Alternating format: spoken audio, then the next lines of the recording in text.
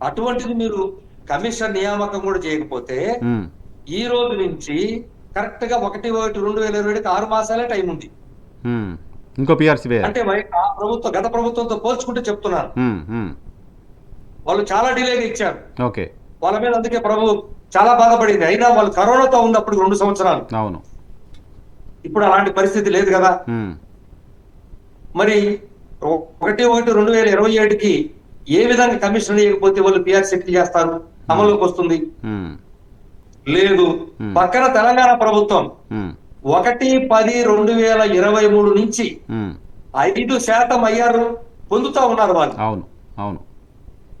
ప్రతి నెల ఉమ్, ప్రతి ఉద్యోగికి ఉమ్, 60,000 నుంచి ఉమ్, సంవత్సరానికి 60,000 నుంచి ఉమ్. 1,50,000 దాకా ఉమ్. నష్టం చేకూరుతుంది ఆంధ్రప్రదేశ్ లో ప్రభుత్వ ఉద్యోగులకి. ఓ. ఉమ్. మరి ఈ నష్టాన్ని ఎవరు భరించాలి? ఓకే.